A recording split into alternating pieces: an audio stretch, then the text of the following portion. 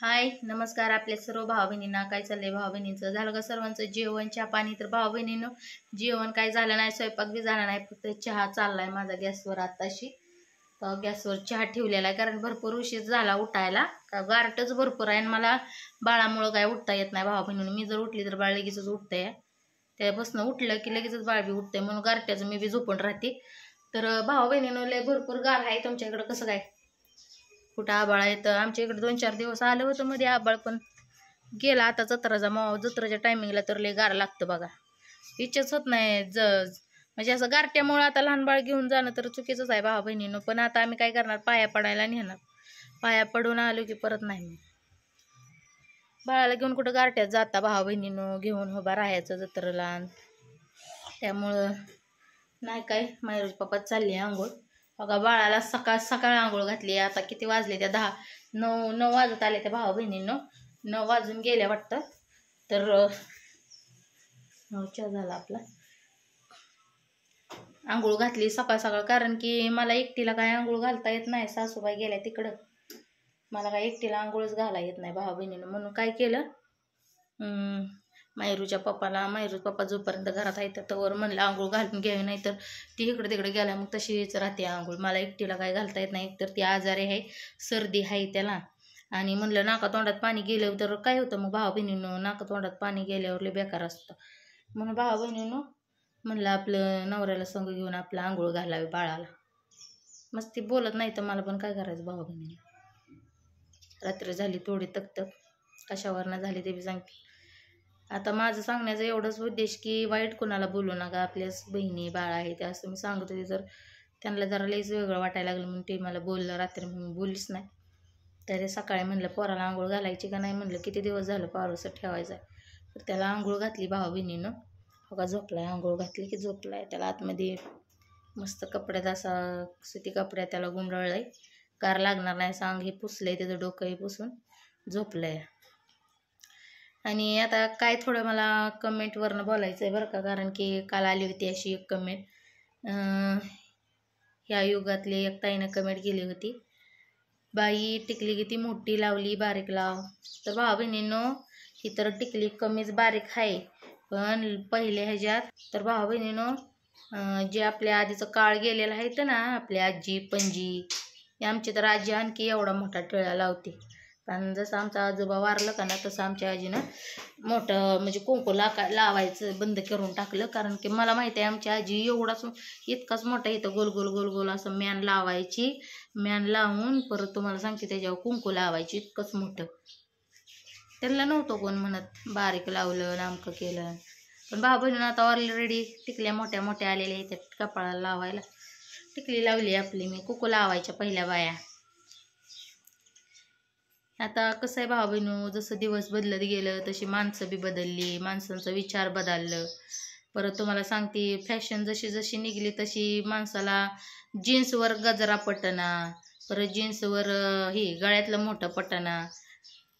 परत तुम्हाला सांगते जीन्स पॅन्ट टॉप घातलं की एक कानातलं तेवढं एक खडा आणि हातात एका घड्याळ आणि एक हात संडभुंडाच आणि झालं भावा बहिणीनं त्यांचं नटनच झालं. पहिल्या बायकांच्या तुम्हाला सांगते कानात, नाकात, परत गळ्यात, हातात, बांगड्या, पायात हे समजा असं असायचं साज. पण आताच लय वेगळं झालं भावा बहिणीनं. आणि आता मोठी टिकली लावली तरी बायकांना वाटतं की बाई काय वेगळंच केलंय आणि कसं दिसतंय ते. काय आता भावा बहिणीनं सांगायचं, जेवढं मोठा टिकला तेवढा नवरा भारी असतो वय. नवऱ्यासाठी चांगलंच आहे. फोन येतोय वय ना भोंग फोन येतोय.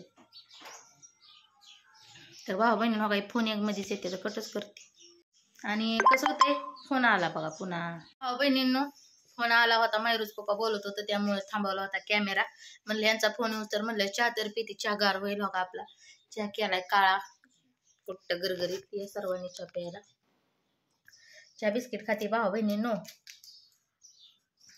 तर मी बोलत होती टिकल्यांविषयी बोलत होती भाऊ बहिणीनं. तर पहिल्या महिला कशा मोठ्याला टिळा लावायच्या, त्यावेळेस नव्हतं अशी फॅशन, एवढी टिकली बारकी टिकली कोणी बोलत नव्हतं. उलटी जेवढी मोठी टिकली लावल तेवढं मोठं चांगली म्हणायची माणसं भाऊ बहिणींनो. तर त्यात काय नाही मला वाटत मोठी टिकली लावली काय आणि बारकी लावली काय, मला जसं आवडेल तसं मी राहत असते. तर भाऊ बहिणींनो,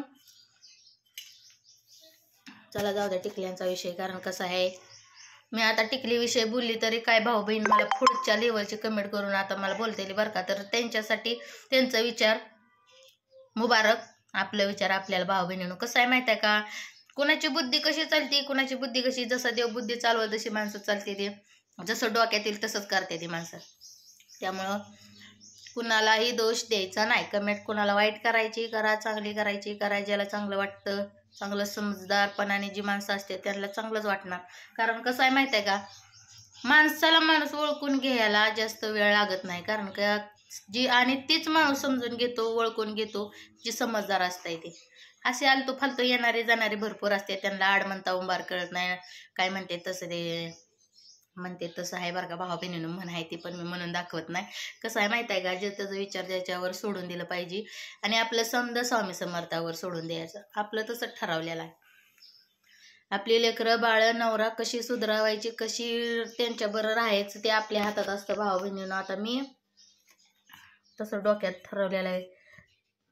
वाईट वेळ येते, सर्वांवर वाईट वेळ येते, पण त्या वाईट वेळेला सामोरं जातं तीच खरं माणूस असतं भावा बहिणीनं. कारण की वाईट वेळेत आपल्याला वाईट वेळेतून पुढं कसं निघायचं हे आपण बघितलं पाहिजे. स्वामी म्हणतात, ज्यावेळेस आपल्यावर लय संकट येतात ना भावा बहिणीनं, त्यावेळेस आपण समजायचं की आपल्याला फोन तर दमवलंय भावा बहिणीने. फोन असं काढाय व्हिडिओ घेतलं की फोन ढिगाणी येतात माहितीच्या पप्पाला. कुणाचं बी उठल्यापासून फोन असतात पाक झोपेपर्यंत. तर भावा बहिणीनं, स्वामी सांगतात जेवढं आपल्यावर संकट येतात ना तेवढ्या संकटाला आपण मात द्यायचं. कारण की ते स्वामीच असतात पुढं आपल्याला. ते आपले संकट एक एक एक एक एक एक स्वामी आपलं हे करत असतात.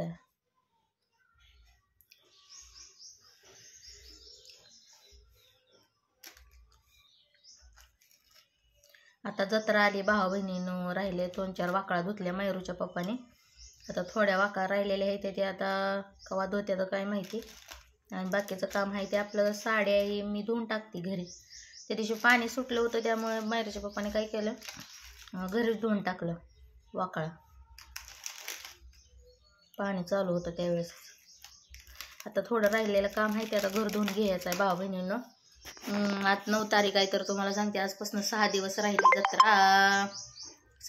5 दिवस राहिले भावा बहिणीनं. 14 तारखेला आहे ना, 5 तारखेला राहिली तर 5 दिवसात आपल्याला घरातला समजा राडा करायचा.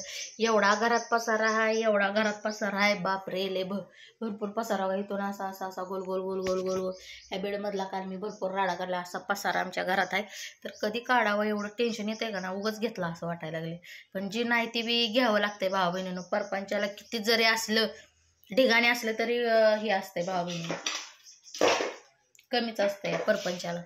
पण परपंच किती जर केला तरी आपल्याला काय वाटतं बाया काही तर कमीच आहे. आता एवढं आहे. आता धुताना हे करताना बघा किती अपदा होते भरपूर.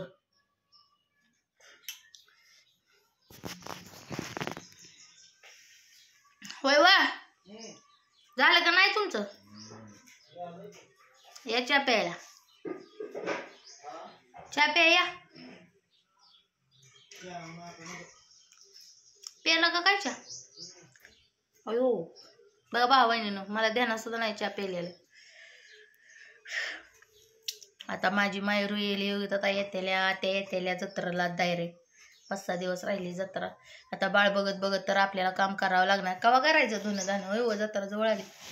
साखरात जत्राचं एवढं काय नाही, पण भाऊ बहिणीनं साखरातीच वाटतंय हो. साखरातीला ओवसायला जायचं. तुम्हाला सांगते आता आत्या येत्यात का नाही.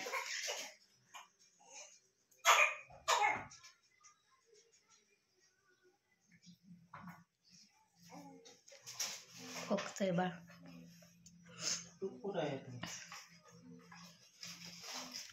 असं खाली काल तुम्हीच लावली गे. तर भाऊ बहिणीनं आता आत्या येतात का नाही. आत्या आल्या तर त्या बाळाला त्यांच्यापाशी ठेवून काम तर करायला येतंय मला. पण हे मायरूज पप्पा करायला लागला, बाळाला कुठं ठेवायचं रडायला लागल्यावर. काम करत बघत म्हणून आजपासून म्हणलं थोडं आज नाही उद्यापासून तरी करावं लागेल भाऊ बहिणीनं. नाहीतर नाही केल्यावर जत्रा आली येटाळ भरपूर आहे आपल्या घरात. कसं कसं होतंय आता बघू. मला तर भरपूर टेन्शन आलंय कामाचं, कारण की हे तर काढावं लागणार आहे, नाहीतर मी पायाच पडायला जाणार नाही देवाच्या. तसं आमच्या देव आहे बरं का तसा, पण आपलं आपण करायचं असतं भावा बहिणीनं. तर चला भेटू पुढच्या व्हिडिओमध्ये. घ्या सर्वांनी काळजी. आणि माझे जर काही कमेंट व्हिडिओमधनं काही चुकलं असेल बोलण्यात तर मला प्लीज माफ करा सर्वांनी. तर भेटू पुढच्या व्हिडिओमध्ये. आरुई पप्पाचं झालं टूप लावायचं, टूप संपली आता, टूप आणाय गावा जाते तर काही जण गावा जाता टूप आणाय. बाय बाय, भेटू पुढच्या व्हिडिओमध्ये.